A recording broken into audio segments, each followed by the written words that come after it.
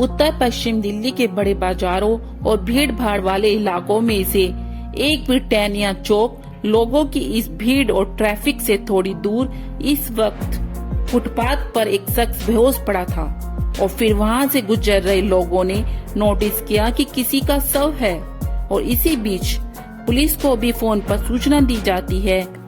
अब सुभाष पुलिस थाने की पुलिस मौके पर पहुंचती है, बेहोश शख्स का मुआयना करती है, लेकिन ये क्या, इस शख्स के शरीर पर चाकू के निशान है। शरीर के बाईं तरफ और सीने पर लगे चाकू के घावों से काफी खून भी बह चुका था। पुलिस यह पता लगाने की कोशिश कर रही थी कि क्या यह शख्स अभी भी जीवित है या नहीं, लेकिन फिर पुलिस ने ज्यादा समय बर्बाद न करते हुए उसे अस्पताल ले जाना उचित समझती है। अस्पताल में डॉक्टर शख्स को मृत घोषित कर देते हैं। पुलिस शव का पोस्टमार्टम के लिए भेजती है और साथ ही हत्या का मामला दर्ज कर मामले में जांच की शुरू कर देती है।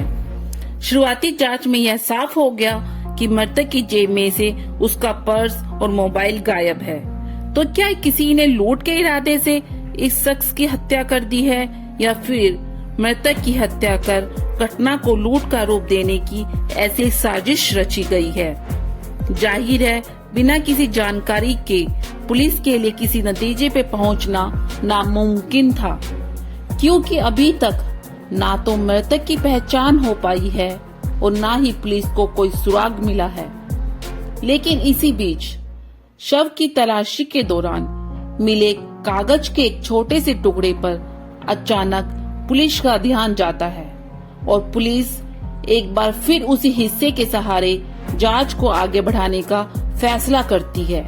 उस पर्ची पर कुछ होटलों और वेटरों के नाम लिखे थे। तो क्या यह शव होटल व्यवसाय से जुड़े किसी व्यक्ति का है या मृतक खुद वेटर है?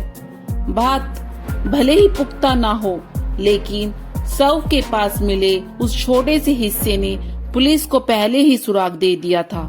कम से कम अब पुलिस होटल लाइन से जुड़े लोगों से इस संबंध में पूछताछ तो कर ही सकती थी। पुलिस ने पर्ची में लिखे कुछ होटलों के नंबरों पर कॉल की, लेकिन तभी पुलिस को बड़ी सफलता हाथ लगी जब इसी कोशिश में राजस्थान से एक शख्स ने मरने वाले शख्स को पहचानने का दावा किया। घटना के बारे में और मृतक के बारे में सुनने के बाद होटल में फोन उठाने वाले व्यक्ति ने बताया कि यह सच है या नहीं ये मुझे पता नहीं, पर हाँ मृतक शकूरपुर निवासी उमेद हो सकता है जो वेटर सप्लाई का काम करता है, लेकिन होटल व्यवसायी के दावे का सत्यापन होना अभी बाकी था। अब पुलिस पता लगा चुकी थी कि उमेद शकूरपुर के एल ब्लॉक में रहता है। अब पुलिस ने शव की फोटो ली और एल ब्लॉक में उसके परिवार की तलाश करने लगी। बड़ी कोशिश करने के बाद उमेद का परिवार मिला। उमेद की पत्नी और भाई फोटो देखकर फूट फूट कर रोने लगे। पुलिस ने उसके परिवार से जानकारी जुटाने की कोशिश की, लेकिन इसमें उन्हें ज्यादा सफलता नहीं मिली। हाँ, ये जरूर पता चला कि उमेद के पास एक मोबाइल फोन था जो घटना के बाद से लगातार बंद था।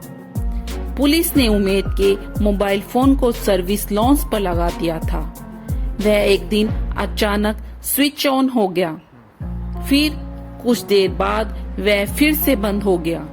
लेकिन मोबाइल पर नजर रख रही पुलिस को पता चला कि फोन शकूरपुर इलाके में ही चालू हुआ था। पुलिस एक झोपड़ी नुमा छोटी सी दुकान पर पहुंचती है। इस दुकान में उमेद का कातिल तो नहीं था, लेकिन दुकान पर मौजूद शख्स से उमेद के मोबाइल के बारे में पूछताछ की तो उसे एक नई बात पता चली। दुकानदार ने पुलिस को बताया उसी दिन सुबह दो युवक उमेद का मोबाइल फोन बेचने आए थे। दोनों सस्ते दाम पर मोबाइल देने को तैयार थे, लेकिन उमेद का मोबाइल लॉक था और कीपैड नहीं खुल रहा था। इसलिए मैंने मोबाइल खरीदने से इनकार कर दिया। हालांकि दुकानदार मोबाइल बेचने आए दोनों लड़कों को जानता था। अब इन दोनों की पहचान से पुलिस को हत्यारे का पत्ता मिल गया था। अब पुलिस तुरंत शकूरपुर जे कॉलोनी में रहने वाले इन लड़कों के घर पहुंच गई।